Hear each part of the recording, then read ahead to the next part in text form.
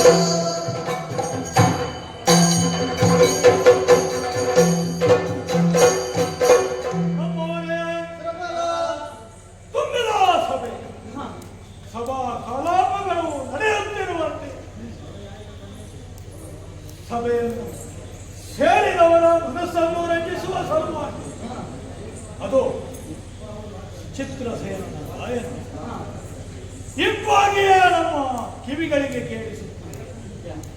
ಗಾಯನಕ್ಕೆ ಸರಿಯಾಗಿ ರಂಭಾದಿ ನಾರಿಯರ ನರ್ತನ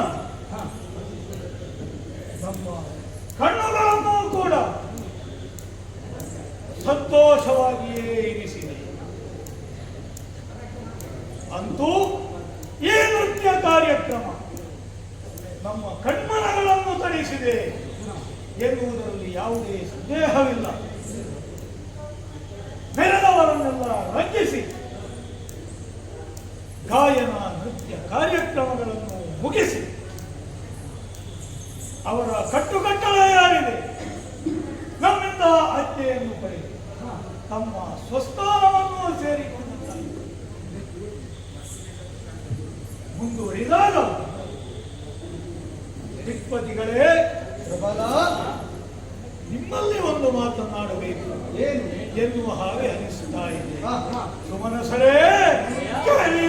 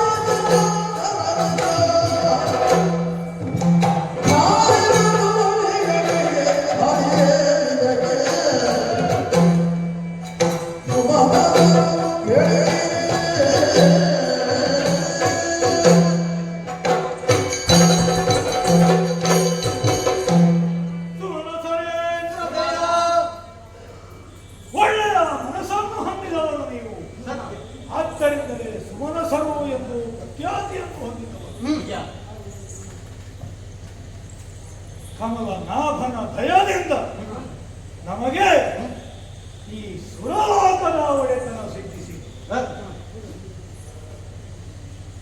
ಅವರ ಅಪ್ಪಣೆಯಂತೆ ನಾವಿಲ್ಲಿದ್ದುಕೊಂಡು ಕಾರ್ಯವನ್ನು ನಿರ್ವಹಿಸುತ್ತಿರುವವರು ಹಾಗೆಂದು ನಮಗೆ ತೊಂದರೆಯೇ ಇಲ್ಲವೇ ನಾವು ಎದುರಿಸಿದ್ದುಂಟು. ಮತ್ತೆ ಯಾರೂ ಅಲ್ಲ, ನಾವು ಹಿರಿಯ ಭಾಗಿಗಳು, ನಮಗೂ ಸ್ವರ್ಗದ ಅಧಿಕಾರದಲ್ಲಿ ಹಕ್ಕು ಇದೆ ಎನ್ನುವುದನ್ನು ಪ್ರತಿಪಾದಿಸುತ್ತಿರುವಂತಹ ಒಂದು ವರ್ಗ ಇದೆಯಲ್ಲ, ಆ ರಾಕ್ಷಸ ದೌಷ್ಟ್ಯವನ್ನೇ ಮಾಡುವಂತಹ ದುಷ್ಟರು ಅನೇಕ ಬಾರಿ ಸ್ವರ್ಗಕ್ಕೆ ತಡೆಯನ್ನು ಮಾಡಿದ್ದಾರೆ. ಸ್ವರ್ಗದ ಅಧಿಕಾರವನ್ನು ಪಡೆಯಬೇಕು ಎನ್ನುವ ಹಾಗೆ ಪ್ರಯತ್ನವನ್ನು ಪಟ್ಟಿದ್ದಾರೆ. ನಿಜ. ಈ ಹಿಂದೆ ಕಮಲನಾಭನ ದಯದಿಂದ ಅವರನ್ನು ಹಿಮ್ಮೆಟ್ಟಿಸಿದ್ದೇವೆ. ಒಂದೊಮ್ಮೆಗೆ ಜಯ ಸಿದ್ಧಿಸಿದರೂ ಅವರಿಗೆ ಶಾಶ್ವತವಾಗಿ ಇರುವುದಕ್ಕೆ ಸಾಧ್ಯವಾಗಲಿಲ್ಲ. ಹಾಗೆಂದು ಕೆಟ್ಟ ಬೀಜವನ್ನು ಸುತ್ತಲೂ ಮೊಳಕೆ ಬರುವ ಹಾಗೆ ಮತ್ತು ಅಂತವರು ಹುಟ್ಟಿಕೊಳ್ಳುತ್ತಾ ಇದ್ದಾರೆ, ಸ್ವರ್ಗದ ಕಡೆಗೆ ಬರುತ್ತಾ ಇದ್ದಾರೆ. ಆದ್ದರಿಂದ ಹೀಗೆ ಒಂದು ಮನದ ಅಭಿಪ್ರಾಯ, ಹೇಗೆ ಒಂದೊಮ್ಮೆಗೆ ಮುಂದಿನ ದಿನಗಳಲ್ಲಿ ಮತ್ತೆ ಆ ದುಷ್ಟರು ನಾಟವನ್ನು ಏರಿ ಬಂದ್ರೆ ಹೇಗಿರಬಹುದು ನಿಮ್ಮ ಪ್ರತಿಕ್ರಿಯೆ?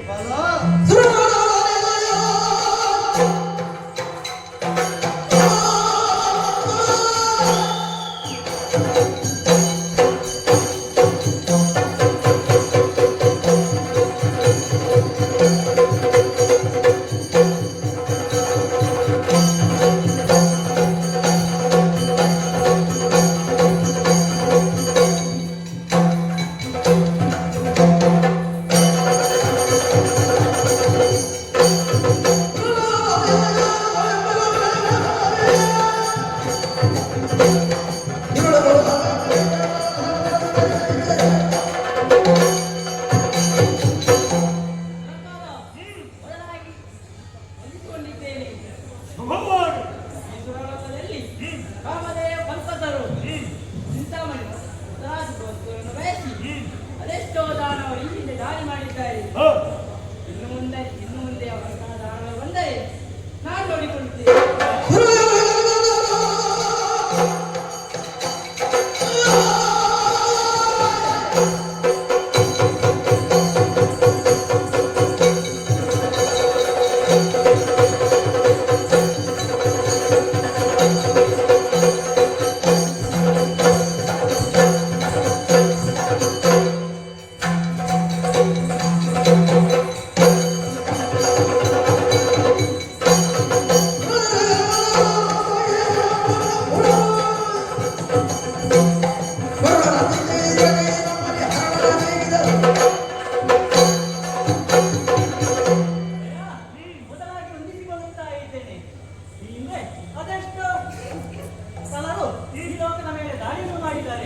ಅವರಿಗೆ ನಾವು ಎದುರುವ ಅಗತ್ಯವಿಲ್ಲ. ಮುಂದೆ ದಾಳಿ ಮಾಡಿದರೆ ನಾಡಿದ್ದೇನೆ.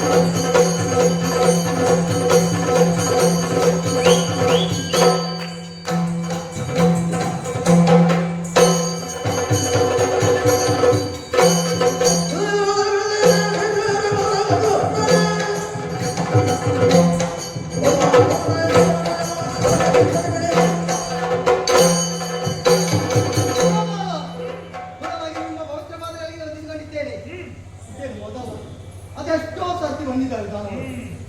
ಆದ್ರೆ ಅವರನ್ನು ಯಾರ ಪಾಲಿಂದ? ನಮ್ಮ ದೇವರ ಪಾಲಿಂದ ಅವರನ್ನೆಲ್ಲ ಆದರೆ ಇನ್ನು ಚಿಂತೆ ಮಾಡುವ ಅಗತ್ಯವಿಲ್ಲ. ಅಗ್ನಿದ್ದಾನೆ, ಒಂದು ವೇಳೆ ಬಂದರೆ ಅವರನ್ನು ಸುಟ್ಟು ಬಿಡುತ್ತೇವೆ.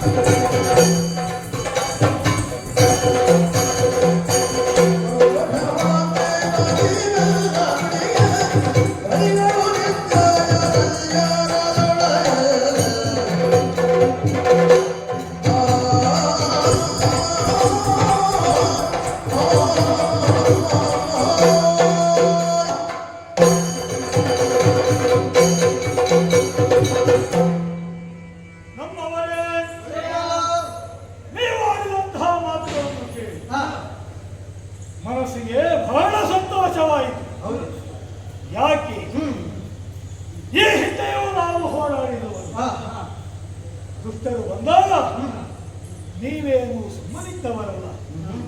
ನಿಮ್ಮ ಪರಾಕ್ರಮ ಯಾರು? ಕಣದಲ್ಲಿ ನೀವು ಸಾಹಸಿಗಳೇ ಇದ್ದೀರಿ ಎನ್ನುವುದನ್ನು ನಿರ್ದೇಶಿತಪಡಿಸಿದವರು. ನಿಜ. ಆದ್ದರಿಂದ ಹ. ನಿಮ್ಮ ಪರಾಕ್ರಮದಲ್ಲಿ ಎಳ್ಳೇನಿತು ಸಂದೇಹನಾಗಿಲ್ಲ. ಧೈರ್ಯ ಹ. ಅಷ್ಟು ಪತ್ರವಲ್ಲ. ಸದಾ ಕಾಲವನ್ನು ರಕ್ಷಿಸುವಂತಹ ಶ್ರೀಹರಿ ಹ. ಅವನ ಕರುಣಾ ಕಟಾಕ್ಷದಲ್ಲಿ ನಾವಿರುವವರು. ಎಂತಹ ತೊಂದರೆಗಳು ನಮ್ಮ ಬಾಲಿಗರು ಭಗವಂತ ನಮ್ಮ ಕಡೆಗೆ ಹೋಗಲ್ಪೋನಿದ್ದಾನೆ. ಹ. ಆದ್ದರಿಂದ ಆ ಕುರಿತಾಗಿ ಸಂದೇಹದಿಂದಲೂ ಅಂಜಿಕೆಯಿಂದಲೂ ತಲೆ ಕೈಸಿಕೊಳ್ಳಬೇಕಾದ ಅಗತ್ಯ ಇಲ್ಲ. ಸಂತೋಷವಾಯಿತು. ಹ. ಸುಧರ್ಮ ಸಭೆ ಎಂದಿನಂತೆ ಸಭೆಯ ಓಲವನ್ನು ಮುಗಿಸುತ್ತಾ ಇರುವ ಈ ಹೊತ್ತಿಗೆ ಹ. ಸಭಾ ವಿಸರ್ಜನೆಯನ್ನು ಮಾಡಿ ತೆರಳುವುದಲ್ಲ. ಇದೊಂದು ವಿಶೇಷತೆ ಇದೆ. ಏನದು? ಆದ್ದರಿಂದ ಆ ಕಡೆಗೆ ಮನ ಮಾಡಬೇಕು. ಕೇಳಿದಿರೋ? ವರ ಸರಸ್ವತಿ ಗಂಗಾ ಯಮುನಾ ತೀರದಲ್ಲಿ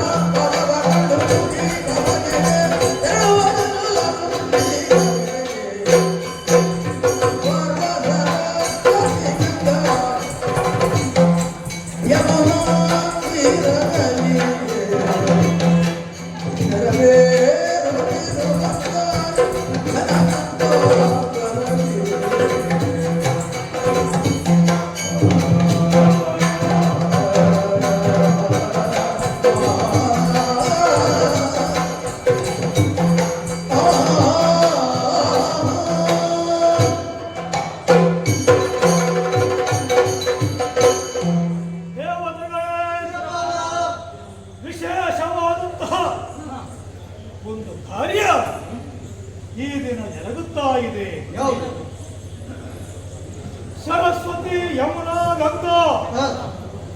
ಪರಮ ಪವಿತ್ರವಾದಂತಹ ನದಿಗಳು, ಪುಣ್ಯ ನದಿಗಳು ಎಂದೇ ಪ್ರಸಿದ್ಧಿಯನ್ನು ಹೊಂದಿದೆ. ಅಂತಹ ಆ ಪುಣ್ಯ ನದಿಗಳು ಸಂಗಮಿಸುವಂತಹ ಸ್ಥಳ ಅದುವೇ ತ್ರಿವೇಣಿ ಸಂಗಮ ಸತ್ರ. ಅಲ್ಲಿ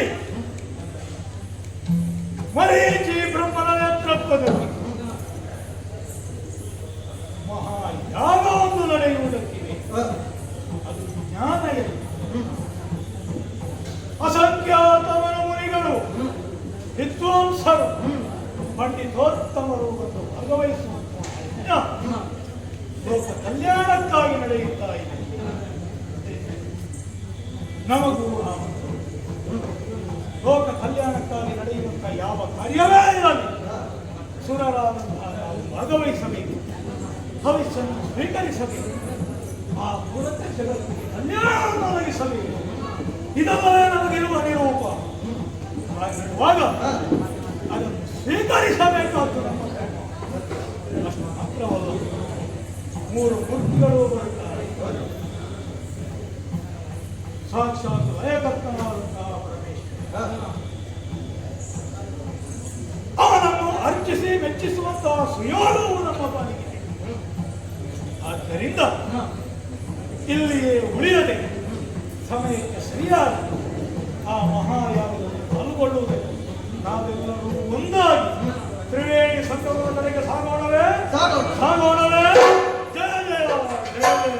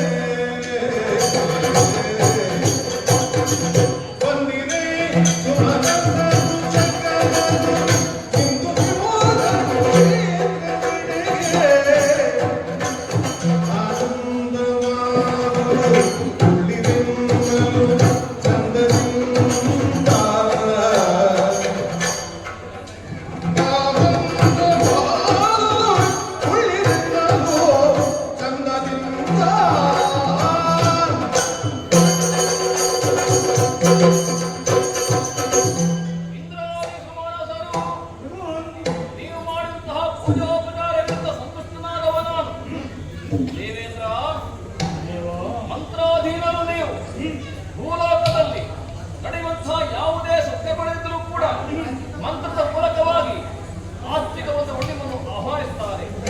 ನೀವೆಲ್ಲರೂ ಕೂಡ ಅವ್ಯಕ್ತರಾಗಿದ್ದುಕೊಂಡು ಭೋಜನಕ್ಕೆ ಅಲ್ಲಿಗೂ ಕೂಡ ನೀವು ಹೋಗುತ್ತಿದ್ದೀರಿ. ಹಾಗೆಂದು ಇಲ್ಲಿ ಹಾಗಲ್ಲ, ವ್ಯಕ್ತರೂಪದಿಂದ ಕಾಣಿಸಿಕೊಂಡಿದ್ದೀರಿ. ಇಂದು ವಿಶೇಷ ಗಂಗಾ ಯಮುನಾ ಸರಸ್ವತಿ ಈ ತ್ರಿವೇಣಿ ಸಂಗಮದಲ್ಲಿ ನಡೆಯುವಂತಹ ಮಹತ್ತರವಾದಂತಹ ಯಜ್ಞ ಇದು ಜ್ಞಾನಯಜ್ಞವಾಗಿದೆ. ನೋಡಿದ್ದೀರಾ, ಒಬ್ಬರಲ್ಲ ಇಬ್ಬರಲ್ಲ ವಿಪ್ರ ಬಂಧುಗಳು, ಋಷಿ ಮನೀಷಿಗಳು, ಅಷ್ಟೇ ಅಲ್ಲ ನಾರಾಯಣ ಹಾಗೂ ಬ್ರಹ್ಮದೇವ, ಇಂದ್ರಾದಿ ದೇವತೆಗಳ ನೀವು ಎಲ್ಲರೂ ಕೂಡ ಸೇರಿದ್ದಾರೆ. ನೋಡಿ ನೋಡಿ, ಪ್ರತ್ಯೇಕವಾದಂತಹ ಸಭಾ ವ್ಯವಸ್ಥೆ, ಸಭಾ ಮಂಟಪಗಳು ಇದೆ. ಯಾಕೆ ಬೇಕಾಗಿ ಇಲ್ಲಿ ನಡೆಯುವುದು ಇದು ಜ್ಞಾನಸತ್ರ. ವೇದ, ಶಾಸ್ತ್ರ, ಇತಿಹಾಸ, ಮೀಮಾಂಸಾ, ಉಪನಿಷತ್ತು ಇವುಗಳ ವಿಚಾರವಾಗಿ ಗೋಷ್ಠಿಗಳು ನಡೆಯುವುದಕ್ಕಿದೆ. ವಾದ ವಿವಾದಗಳು ಏರ್ಪಡುವುದಕ್ಕಿದೆ. ಒಂದು ವೇಳೆ ಸಮಸ್ಯೆ ಉಂಟಾದಾಗ ಅದಕ್ಕೆ ಸರಿಯಾದ ಸದುತ್ತರ ಕೊಡುವುದಕ್ಕೆ ಬೇಕಾಗಿ ಜ್ಞಾನೇಶ್ವರನೇ ಅಧ್ಯಕ್ಷನಾಗಬೇಕು ಎಂಬುದಾಗಿ ಎಲ್ಲವರ ಅಪೇಕ್ಷೆ. ಆದ ಕಾರಣ ಎಲ್ಲವರ ಕೇಳಿಕೆಯನ್ನು ಮನ್ನಿಸಿ ಈ ಅಧ್ಯಕ್ಷ ಪೀಠವನ್ನು ಅಲಂಕರಿಸಿದನು ಅಂತೇನೆ. ಇರಲಿ, ಬಂದಿದ್ದೀರಲ್ಲ, ನೋಡಿ ನಿಮಗಾಗಿ ಆಸನಗಳು ಕಾದಿವೆ. ಎಲ್ಲರೂ ಕೂಡ ಉಪಸ್ಥಿತರಾಗಿ ಒಂದು ವೇಳೆ ಏನಾದರೂ ಸಮಸ್ಯೆ ಉಂಟಾದಾಗ ನನ್ನಲ್ಲಿ ಹೇಳಿ ಪರಿಹಾರ ಕೊಡಬೇಕಾಗಿ ನಾನೇ ಮುಂದಾಗ್ತೇನೆ.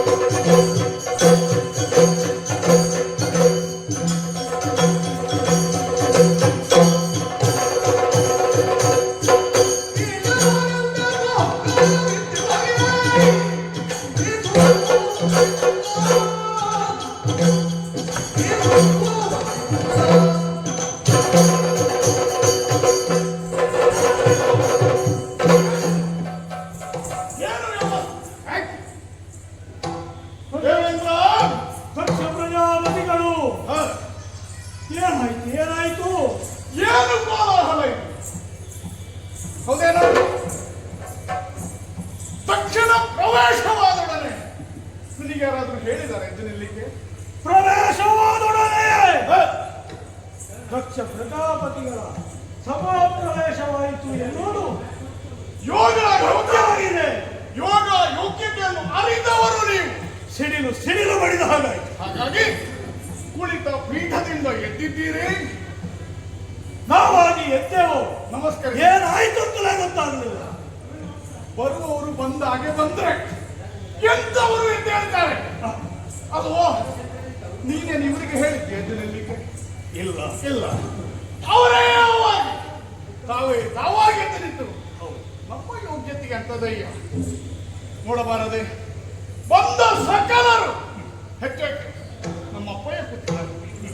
ಹೇಳಿಲ್ಲ, ಕುಳಿತಲ್ಲಿಂದ ಹೀಗೆ ಮಾಡಿದ್ರು ಸಾಕು. ಅಷ್ಟು ಬಂದ್ರೆ ಸಾಕು ನಮಗೆ.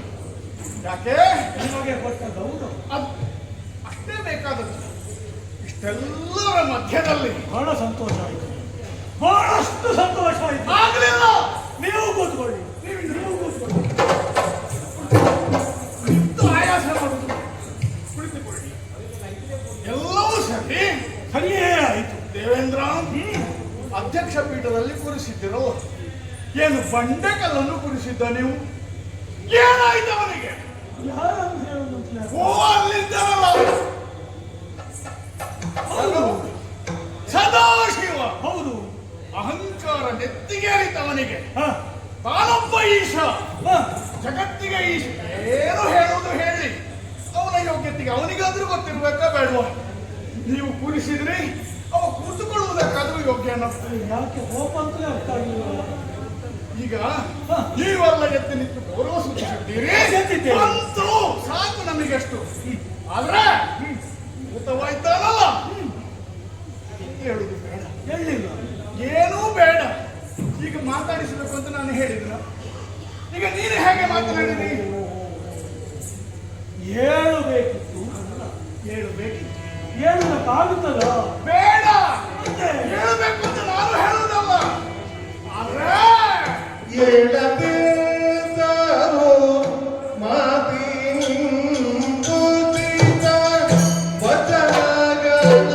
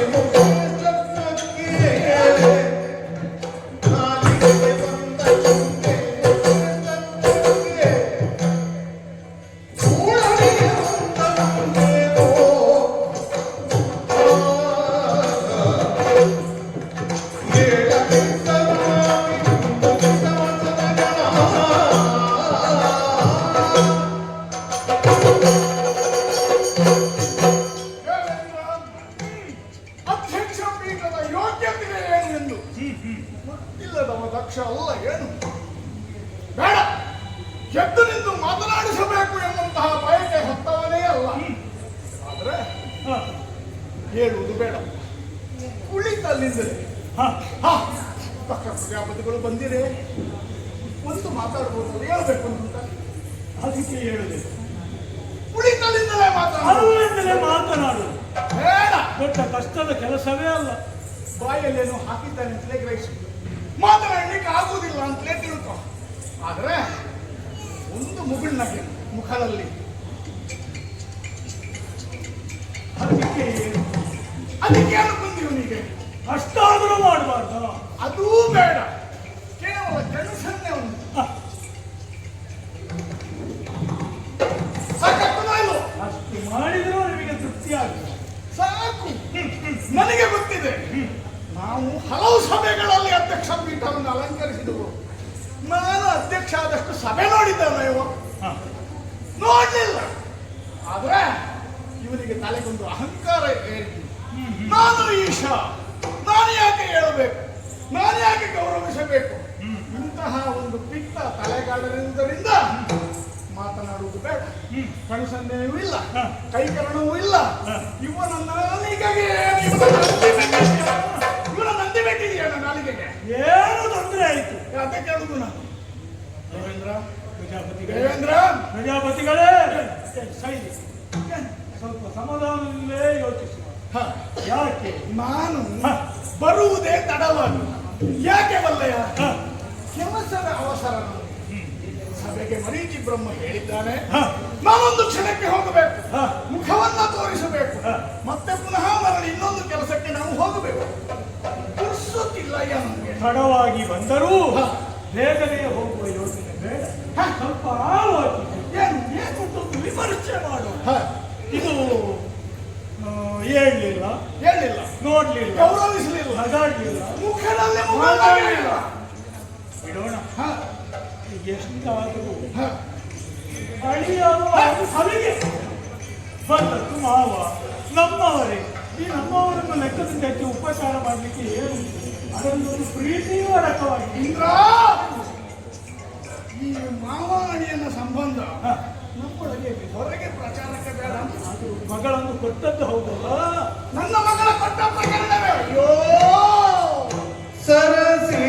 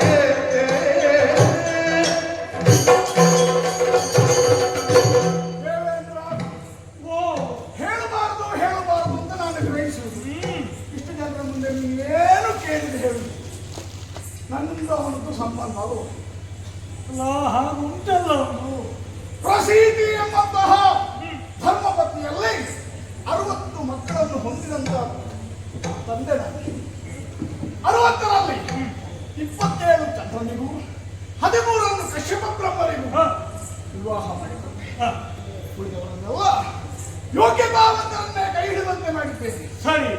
ಬಹಳ ಪ್ರೀತಿ, ಅಕ್ಕರೆಯಿಂದ ಮುತ್ತಿನ ಮಗಳಾದಂತಹ ನನ್ನ ಮಗಳಾದ್ದರಿಂದ ದಾಕ್ಷಾಯಿ ಅವಳನ್ನು ನಾನು ಕೊಟ್ಟದ್ದಲ್ಲ ಏನು, ಅವ ತಕೊಂಡು ಓ, ನಿನಗೆ ಗೊತ್ತಿರ್ಬೋದು. ಹೌದೇನ? ಏನಾಯ್ತು ಕೇಳ್ತೀಯ? ನಮ್ಮ ಮಾಳಿಗೆ ಮೇಲೆ ಇವಳು ಇದ್ವಾ, ಹಿಮ ಬೆಟ್ಟದ ಮೇಲೆ ಇವ ಇದ್ದ. ಅಲ್ಲಿಂದ ಏನು ಕಣ್ಸನ್ನೆ ಮಾಡಿದನು, ಏನು ಮಲ್ಕು ಬೂದಿ ಹಚ್ಚಿದನೋ ನಾನು. ಆದ್ರೆ ಹೇಗೋ ಮನಸ್ಸನ್ನ ಕತ್ತನಂತೆ, ಇವರೊಳಗೆ ಪ್ರೀತಿ ಬೆಳೆಯಿತಂತೆ. ಅದಕ್ಕೊಬ್ಬ ಸಂಧಾನ ಮಾಡಲಿಕ್ಕೆ ನಮ್ಮನ್ನು ಆಗದ ಎಲ್ಲರೂ ಸೇರಿ ಇನ್ನೇನು ಇವನು ಹಾರಿಸಿದೆ. ಇನ್ನೇನು ಮಾಡುವುದು, ಗಡ್ಡ ತೆಗೆದವನ ಮಾಡ್ತೇನೆ ಅಂತ ಹೊರಟವ ನಾನು. ನಮ್ಮ ಅಪ್ಪಯ್ಯ ತಡುವುದು. ಅಪ್ಪಯ್ಯ ಒಂದು ಮಾತು ಹೇಳಿದ್ರು, ಮಗನೇ ಆಗುವುದು ಆಗಿ ಹೋಗಿ, ಇನ್ನು ಅದಕ್ಕೆ ನೀನು ಏನು ಬಲ ಪ್ರಯೋಗ ಮಾಡಿದ್ರು ಪ್ರಯೋಜನಕ್ಕಿಲ್ಲ. ಹೇಗಾದ್ರೂ ಊರಿಯಲ್ಲಿ ಒಂದು ಮಾತು ಉಂಟಲ್ವ, ಅದು ಮುಟ್ಟಿದ್ದು ಅದಕ್ಕೆ ಆಯ್ತು ಅಂತ, ಹಾಗೆ ಬಿಟ್ಟಾಯ್ತು ಎಂಬಲ್ಲಿಗೆ ನಾನು ಈಗ ತಿಳಿಸಿಕೊಳ್ಳುವುದು. ಈ ಕೆಲಸ ಹೇಗಾಯ್ತು ಗೊತ್ತಾ? ಹೇಗಾಯ್ತು? ಒಳ್ಳೆಯದಾದಂತಹ ಒಂದು ಹೂವಿನ ಸರವೊಂದನ್ನ ಮರ್ಕಟನ ಕೈಗೆ ನಾವು ಕೊಟ್ಟಿರುವಂತಾದ್ರೆ ಅದು ಏನು ಮಾಡ್ತದೆ ಹೇಳು? ಆ ಹೂವಿನ ಪರಿಮಳವನ್ನು ಆಘ್ರಾಣಿಸುವುದಕ್ಕೆ ಅದಕ್ಕಿಲ್ಲ ಮನಸ್ಸು, ಬುದ್ಧಿಯೂ ಇಲ್ಲ. ಒಂದೆರಡು ಸಲ ಹೀಗೆ ಮಾಡ್ತದೆ, ಹೀಗೆ ಆಘ್ರಾಣಿಸಲಿಕ್ಕೆ ನೋಡ್ತದೆ. ಕೊನೆಗೆ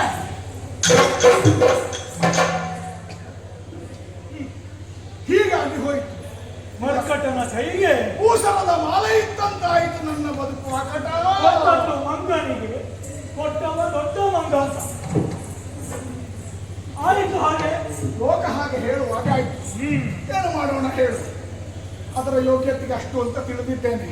ಹೇಗೋ ಎಲ್ಲೋ ಬದುಕಿ ಉಳಿದನ ಸಾಕು ಎಂಬ ಹಾಗೆ ಮರತೇ ಬಿಟ್ಟವ ನಾನು. ಇಲ್ಲ ಅಂತಾದ್ರೆ 59 ಮಕ್ಕಳನ್ನು ಮದುವೆ ಮಾಡಿದಂತಹ ನನಗೆ ಇವಳನ್ನು ಈ ಬುದ್ಧಿ ಬದುಕಲಿಕ್ಕೆ ಕೊಡಬೇಕಾ ನಾನು? ಇವನಿಗೆ ಏನು ಅಂತ ಕೊಟ್ಟೆ ಗ್ರಹಿಸಿದ್ದೀನಿ ನೀನು? ಏನು ಈಗ ಹಾಗಾಯ್ತು ಎನ್ನುವುದು ಮನಸ್ಸಿನ ಭಾವ. ನೋವು. ಆದರೆ ಸಾಮಾನ್ಯನಲ್ಲ, ಏನು ಅಸಾಮಾನ್ಯ? ಇವನಿಗೆ ಬಹಳ ಸೊತ್ತುಂಟು.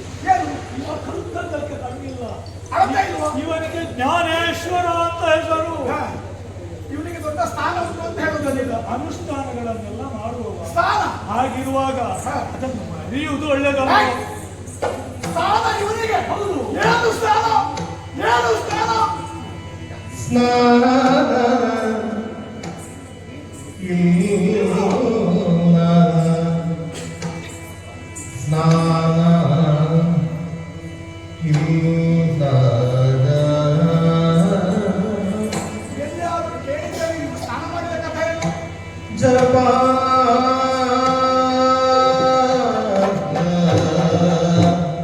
ಅನುಷ್ಠಾನ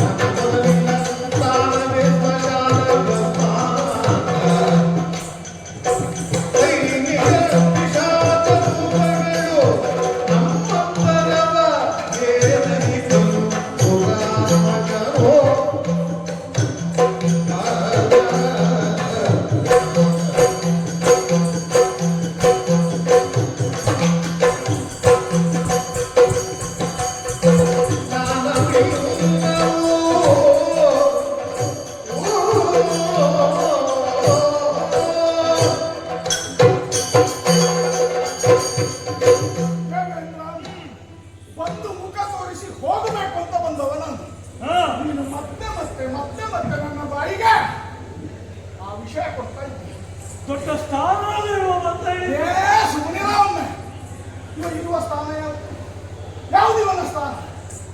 ಓ ಮಂಜುಘಟ್ಟ. ಮಂಜುಘಟ್ಟದ ಮೇಲೆ ಕುಳಿತವ ಇವ. ಅದು ಬಿಟ್ಟರೆ ಇನ್ನೊಂದು ಸ್ಥಳ ಉಂಟು, ಒಳ್ಳೆ ಸ್ಥಾನ ಉಂಟು. ಯಾವುದು? ರುದ್ರಭೂಮಿ. ಇವನ ಇರುವ ಸ್ಥಳಕ್ಕೆ ರುದ್ರಭೂಮಿ ಅಂತ ಹೆಸರು. ಸ್ಮಶಾನ ಆಯ್ತಾ? ಇವನ ಒಡನಾಡಿಗಳು ಯಾರು ಗೊತ್ತುಂಟ? ಭೂತಗಳು, ಪ್ರೇತಗಳು. ಹೋಗ್ಲಿ, ಇದೆಲ್ಲ ಇದ್ದಾರೆ. ಏನಾದ್ರೂ ಆಗಲಿ ನಮಗೆ ಸಂಬಂಧಪಟ್ಟ ವಿಷಯ ಅಲ್ಲ. ನಾನು ಯೋಚನೆ ಮಾಡುವುದು ಮಗಳು, ಇಷ್ಟು ವರ್ಷದಿಂದ ಅವಳ ಹೊಟ್ಟೆಯಲ್ಲಿ ಒಂದು ಹುಳ ಹುಟ್ಟಲಿಲ್ಲವಲ್ಲ. ಯಾಕೆ ಗೊತ್ತಾ? ಈ ಬೂದಿ ಬೆಳಕನ ಹತ್ತಿರ ಹೋಗುದು ಯಾಕೆ? ವಾಸನೆ ಬರ್ತಾನೆ, ಹೆಣ ಹೆಣ ಹೆಣ ಹೆಣ ವಾಸನೆ. ಯಾಕೆ? ಸ್ನಾನ ಇಲ್ಲ. ಸ್ನಾನ ಹೇಗೆ ಮಾಡುವುದು? ಮಂಜಿನ ಪರ್ವತದಲ್ಲಿ ಕೂತವರಿಗೆ ನೀರೆಲ್ಲಿಂದ ಸಿಗ್ತದೋ? ಸಿಕ್ಕಿದ ನೀರೆಲ್ಲ ಮಂಜುಗಡ್ಡೆ ಆಗ್ಲಿಕ್ಕಾಯ್ತು. ಸ್ನಾನ ಇಲ್ಲ. ಆವಾಗ ನೀನು ಕೇಳ್ತಿ ಕೊಂಡಾಗಿದ್ದ ಸ್ನಾನವೋ? ಬೇರೆ ಬೇರೆ ಉಂಟಲ್ಲ. ಮಂತ್ರ ಸ್ನಾನ ಉಂಟು, ಮೃತ್ತಿಕಾ ಸ್ನಾನ ಉಂಟು, ಗಾಳಿಯ ಸ್ನಾನ ಉಂಟು. ಗಾಳಿ ಇವನಿಗೆ ಎಲ್ಲಿ ಸಾಕಾಗ್ತದೆ? ಯಾವುದಾದ್ರೂ ಒಂದು ಮಾಡಿ. ಇವನ ದೇಹದಲ್ಲಿರುವಂತಹ ಹಾವುಗಳಿಗೆ ಸೇವಿಸುವುದಕ್ಕೆ ಗಾಳಿಯ ಕೊರತೆ ಉಂಟು. ಅಂಥದ್ರಲ್ಲಿ ಇವ ಗಾಳಿಯ ಸ್ನಾನ ಹೇಗೆ ಮಾಡಿ? ಮೃತ್ತಿಕಾ ಸ್ನಾನ, ಹಿಮಗಡ್ಡೆಯ ಮಧ್ಯದಲ್ಲಿ ಮಣ್ಣಲ್ಲಿಂದ ಇವನಿಗೆ ಅದು ಬೇಡ. ಮಂತ್ರ ಸ್ನಾನ, ನಮ್ಮಲ್ಲಿ ಹಾಗೊಂದು ವಾಡಿಕೆ ಉಂಟು. ಮಂತ್ರ ಸ್ನಾನ, ಮಂತ್ರವನ್ನು ಪಠಿಸಬೇಕು ಅಂತಾದ್ರೆ ಅದಕ್ಕೊಂದು ಯೋಗ್ಯತೆ ಬೇಕು. ಹೇಗೆ ಬರ್ತದೆ? ಯಜ್ಞೋಪವೀತವನ್ನು ಧಾರಣೆ ಮಾಡಿ ಗುರು ಮೂಲಕ, ತಂದೆಯ ಮೂಲಕ ಇವನ ಕಿವಿಗೆ ಹೇಳಲ್ಪಟ್ಟು ಇವ ಕಲಿತು ಆಚರಿಸಬೇಕು. ಇವನಿಗೆ ಜನಿವಾರ ಹಾಕಿದ ಅಪ್ಪ ಯಾರು? ಅಪ್ಪ ಇಲ್ಲ ಇವನಿಗೆ. ಈ ಅಪ್ಪ ಇಲ್ಲದವನಿಗೆ ಉಪನಯನ ಸಂಸ್ಕಾರ ಆದರೂ ಹೇಗೆ? ಹಾಗಾಗಿ ಜ್ಞಾನ ಇಲ್ಲ, ಅನುಷ್ಠಾನ ಅದರ ಮೊದಲಿಲ್ಲ. ವಾಸ ಸ್ಮಶಾನದಲ್ಲಿ. ಯಾವ ಸ್ನಾನದ ಬಗ್ಗೆ ನೀನು ಹೇಳುವುದು? ಇವನ ಕುರಿತಾಗಿ ಇವನ ಹಣ ಬರಲು ಒಂದೋ ಎರಡೋ ಹೇಳಿ ಮುಗಿಯುವಂತಹದ್ದಲ್ಲ. ಹಾಗಾಗಿ ನನ್ನ ಬಾಯಿಗೆ ಇನ್ನೂ ಎಲ್ಲ ಇದ್ರು ಏನು ಅಲ್ಲ, ಇದೆಲ್ಲ ನಾನು ಅಲ್ಲ ಅಂತ ಹೇಳುವುದೇ ಇಲ್ಲ, ಒಪ್ಪುವ ವಿಷಯ. ನೀನು ಅಲ್ಲ ಅಂತ ಹೇಳುವುದಲ್ಲ, ವಿಷಯ ಸತ್ಯ. ಹೌದು. ಏನು? ಆದರೆ ಏನೋ ದೇವರು ಹೇಳುವ ಭಕ್ತರಿದ್ದಾರೆ. ಇವನಿಗೆ ಇವರನ್ನು ದೇವರು ಯಾರು? ಅಸುರರ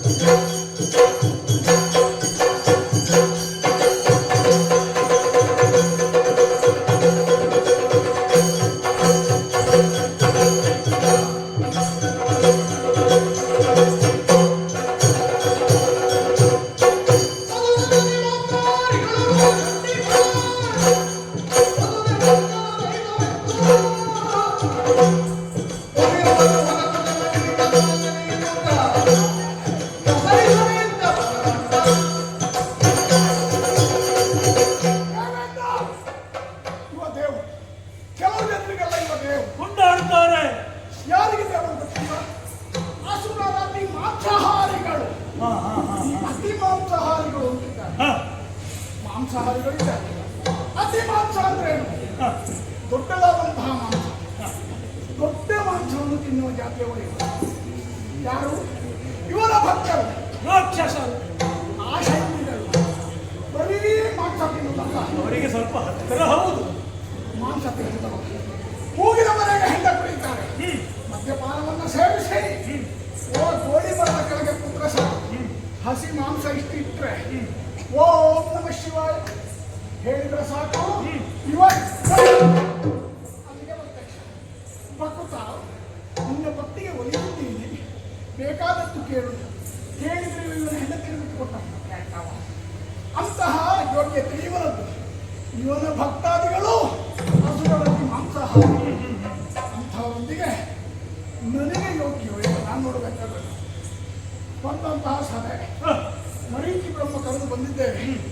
ಎಲ್ಲರೂ ಸೇರಿದ್ದಾರೆ, ಸಕಲ ಮುನಿಗಳು ಎಲ್ಲರೂ ವ್ಯಾಸಂಗ. ಆಮೇಲೆ ಮಾತಾಡುವ ಅಷ್ಟು ಉತ್ಸುಕರು ನಮ್ಮಲ್ಲಿ ಮಾತನಾಡುವುದಕ್ಕೆ. ಆದರೆ ನನಗೆ ಅವಮಾನ ಮಾಡಿದ ತಾಯಿಯವರ ಈ ಸಭೆಯಲ್ಲಿ ಒಂದು ಅರೆ ಕ್ಷಣ ನಾನು ನಿಂತೆ ಅಂತಾದ್ರೆ ಇವನ ಬೆಲೆಗೂ ನನ್ನ ಯೋಗ್ಯತೆಗೂ ಸಮಾನತೆ ಬಂದಿತ್ತು. ಹಾಗಾಗಿ ಬಂದದ್ದು ತಡವಾದರೂ ಕೂಡ ಹೋಗುವುದು ತಡ ಮಾಡುವುದಿಲ್ಲ. ನಿನ್ನಲ್ಲಿ ಬೇಕಿರೋ ನಾಳೆ ಮಾತಾಡ್ತೇನೆ.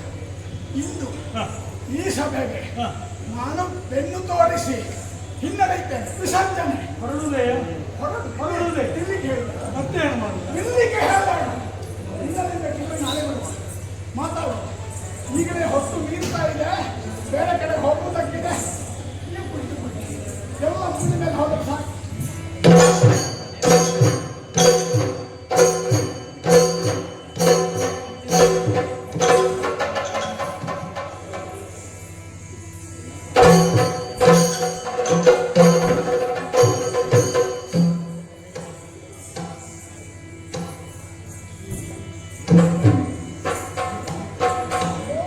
ದೇವೇಂದ್ರ ದೇವ ಅವ ಹೊರಟು ಹೋದನ.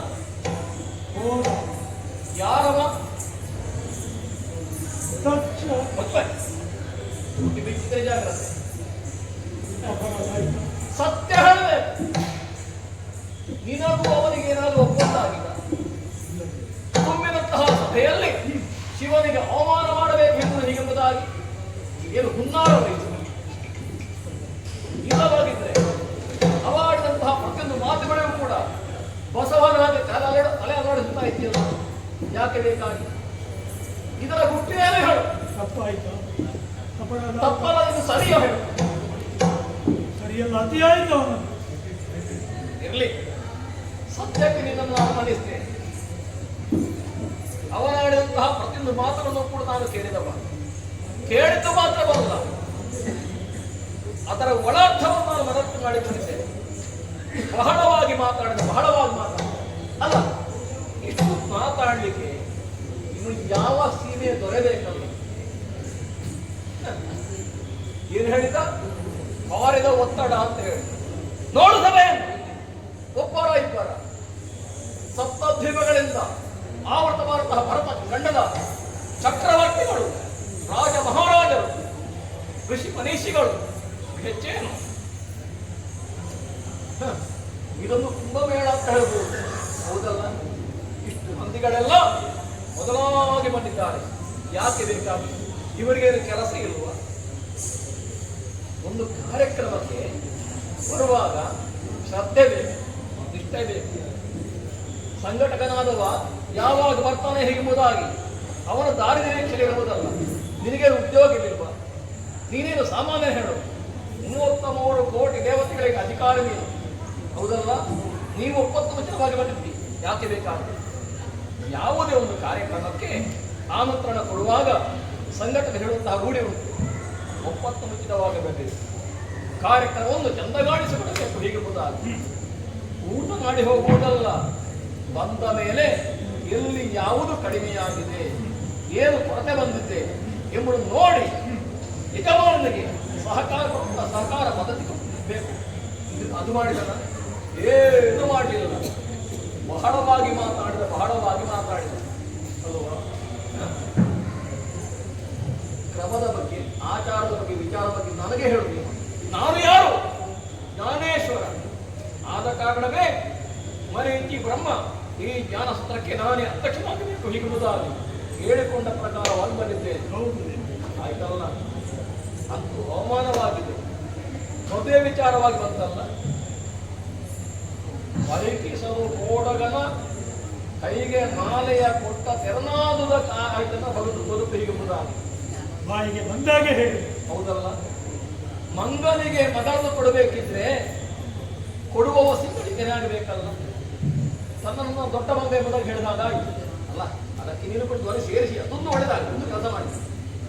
ನಾನು ಹೇಳಿದ್ದೇನೆ, ಅವನಿಗೆ ಅರ್ಥ ಆಗಲಿಲ್ಲ. ಅರ್ಥ ಆಗುವುದು ಹೇಗೆ? ತನ್ನ ಮೂಗಿನ ನೇರಕ್ಕೆ ಮಾತಾಡುವುದು ಹೇಳ್ತೀನಿ. ಅರ್ಥ ಆಗಲಿಕ್ಕಿಲ್ಲ. ಏನೇ ಇರಲಿ, ಬಂದಿದ್ದಾನೆ, ಬಂದ ದಾರಿಗೆ ಸುತ್ತ ಇಲ್ಲ ಎಂಬ ತೆರನಾಗಿ ಹೊರಟು ಹೋಗಿದ್ದಾನೆ. ಇಲ್ಲಿ ನಡೆಯುವಂತಹ ಏನು ಮಾಡೋಣ ಹೇಳಿ. ಬಂದದ್ದು ಮಾತ್ರವಲ್ಲ, ಇಲ್ಲಿ ಆಗುವ ಕಾರ್ಯವನ್ನು ತಿಳಿಸಿದ ಎಲ್ಲ ಅಲ್ಲವಲ್ಲೂ ಆಗಿ ಹೋಯ್ತಲ್ಲ. ಕಲಾಪದಲ್ಲಿ ಸಹಭಾಗಿಯಾಗುವಂತ ಯೋಗವನ್ನೇ ಕಳೆದುಕೊಂಡ. ಆಯ್ತಲ್ಲ, ನನಗೆ ಆದಂತಹ ಅವಮಾನ, ವೃತ್ತನಿಗಾದಂತಹ ಅವಮಾನ ಕೇವಲ ಶಿವ ಮಾತ್ರ ಅಲ್ಲ, ಶಿವಭಕ್ತರು ಕೂಡ ಸಹಿಸಲಿಲ್ಲ. ಆದ ಕಾರಣ ಹೇಳ್ತೇನೆ, ಇನ್ನು ಅರಕ್ಷಣ ಇಲ್ಲಿ ನಾನು ನಿಲ್ಲೋನಲ್ಲ. ಒಂದು ಕೆಲಸ ಮಾಡು, ಅವನ ಬಳಿಗೆ ಹೋಗಬೇಕು ನೀನು. ಶಿವನಲ್ಲಿ ಹಗೆಯನ್ನು ಬಿಟ್ಟು ಒಳ್ಳೆಯ ರೀತಿಯಿಂದ ನಡೆಯುವುದಿದ್ರೆ ಅವನಿಗೆ ಬಾಳ್ವೆ ಉಂಟು, ಇಲ್ಲವಾಗಿದ್ರೆ ಅಂತ ಅರ್ಹತೆಯನ್ನು ಕೂಡ ಕಳೆದುಕೊಳ್ತಾನೆ ಹೇಗಿರುವುದ. ಆದ ಕಾರಣ ಇಲ್ಲ, ಇನ್ನು ಅರಕ್ಷಣ ಇಲ್ಲಿ ನಿಲ್ಲುವ ನಾನಲ್ಲ. ಅಧ್ಯಕ್ಷ ಪೀಠಕ್ಕೆ ಯಾರನ್ನು ಬೇಕಾದರೂ ಆಯ್ಕೆ ಮಾಡಲಿ, ನಾನು ತೆರಳುವುದೇ.